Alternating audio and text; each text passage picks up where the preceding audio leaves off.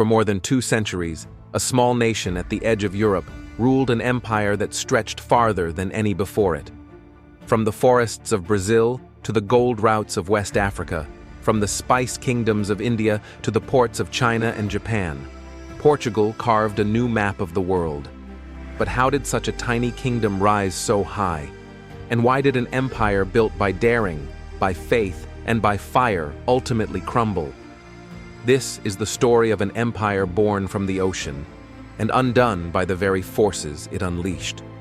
The edge of the world, Portugal, a narrow strip of land facing the restless Atlantic. For medieval Europe, this was the end of the world. Beyond it, only darkness, sea monsters, and God's secrets. But to the Portuguese, this coastline was not an ending. It was a beginning. Their geography shaped their destiny. With poor soil, few riches, and constant threats from stronger neighbors, Portugal had one path left: the sea. And in embracing it, they transformed themselves, and eventually, the world. The rise, courage on uncharted seas. 1. Prince Henry the Navigator, the visionary on the cliffs. It began with a single man, Prince Henry the Navigator. He never sailed far himself, but he gathered sailors, map-makers, astronomers, shipwrights, anyone who understood the ocean's hidden language. At his school in Sagres, facing the windswept cliffs of the Algarve, he asked a question no European dared to ask: what lies beyond the horizon? With a new ship, the Caravel, light, fast, and able to sail against the wind, the Portuguese pushed south along Africa's unknown coast. Each voyage was a gamble. Each return was a revelation. And soon, Portugal discovered something that changed everything: gold. 2. The gold and slave coast, profit and darkness.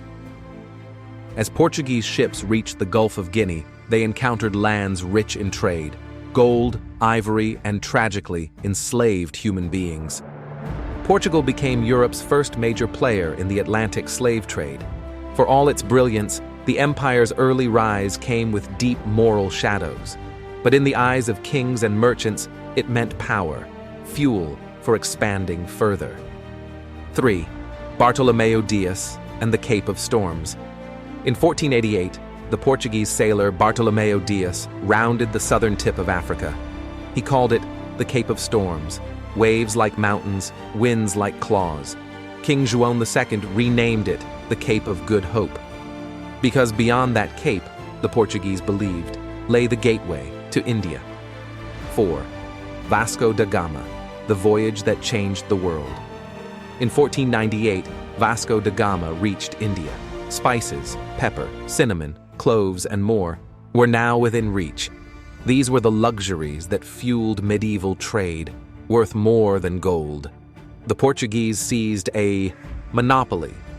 They built fortresses, factories, and trade posts, not vast colonies, but razor-sharp nodes of power controlling the seas.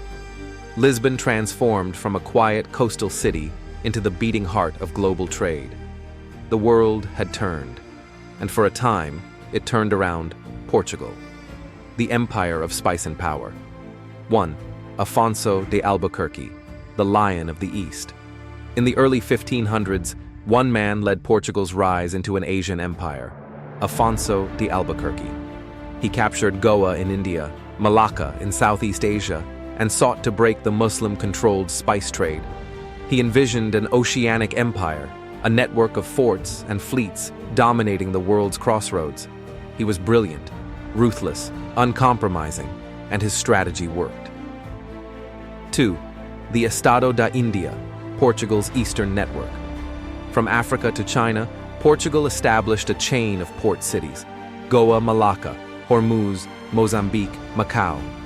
Each controlled a region's trade, each guarded by cannons, fleets, and the authority of the Portuguese crown. They were few in number, but technology, naval power, and ruthlessness made them feared. Portugal was now the first truly global maritime empire. 3. Brazil, the empire's unexpected treasure. When the Portuguese reached Brazil in 1500, they didn't realize its value. But soon, sugar plantations turned Brazil into a gold mine. Later, actual gold and diamonds were discovered, making Brazil the empire's richest possession. Portugal's future, its wealth, its culture, its survival, became inseparable from Brazil. The fall. When the world grew faster than the empire, yet empires fall for many reasons. Portugal faced them all. 1. The Iberian Union, a kingdom swallowed by its neighbor. In 1580, Portugal faced a crisis. No king, no clear heir. Spain stepped in. And Portugal, exhausted from war, was absorbed into the Spanish Empire. For 60 years, Portugal's enemies, especially the Dutch and English, attacked Portuguese colonies freely, knowing Spain's resources were stretched thin. The Dutch captured Malacca, Ceylon, parts of Brazil. Many African posts, half the empire slipped away.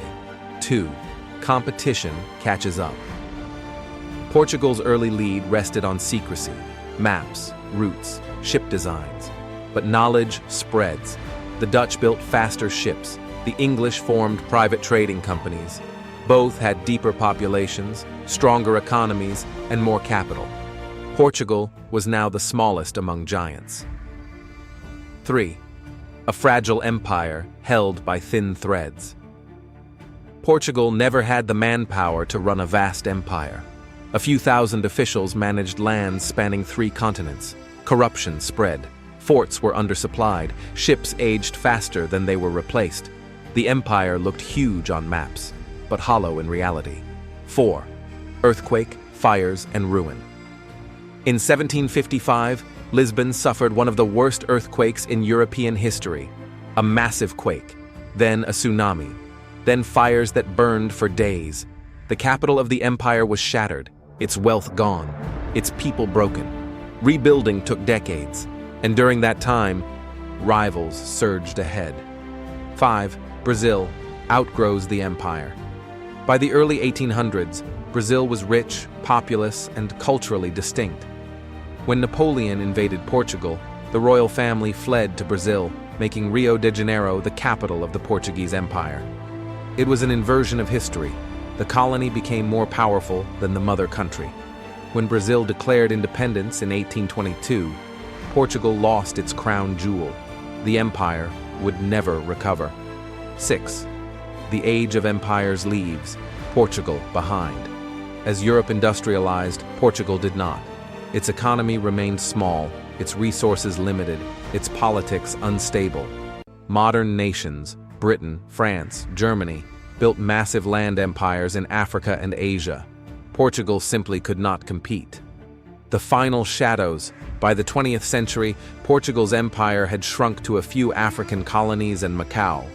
But the world had changed. The age of empire was ending. Anti-colonial movements spread. Wars drained Portugal's coffers. New nations demanded freedom. In 1974, after the Carnation Revolution, Portugal finally ended its colonial rule. 4 centuries of empire-making had come to an end. Why the Portuguese Empire rose and why it fell. Why it rose. Geography forced innovation and seafaring. Ambition fueled exploration. Caravels and navigational science gave them technological advantage. Control of the spice trade made them rich. Strategic forts allowed them to dominate with small numbers. Brazil provided enormous resources. Portugal rose because it dared to go where no one else would. It mastered the ocean before anyone else understood its language. Why it fell. Small population couldn't sustain a global empire. Wealth depended on fragile trade routes. Dutch and English competition overwhelmed them. The Iberian Union weakened their defenses. Corruption and overstretch hollowed the empire. Lisbon earthquake crippled the state. Brazil's independence shattered its economy. Failure to industrialize left Portugal behind. Portugal fell because the world changed faster than it could. Conclusion: the Empire of Wind. The Portuguese Empire was born from the wind, forged by sailors who dared to chase the unknown. It rose on courage, curiosity, and the hunger to connect worlds separated by oceans. and it fell to the same forces that lifted it: the tides of change, the shifting winds of history, and the relentless march of larger powers. But its legacy remains everywhere: in languages, in cultures, in borders, in cuisine, in the globalized world we now inhabit.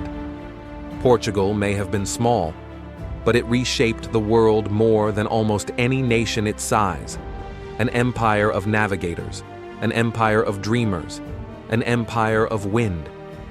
Subscribe to Timeless Questions channel to receive more thought-provoking content about philosophy, human nature, and the mysteries of existence.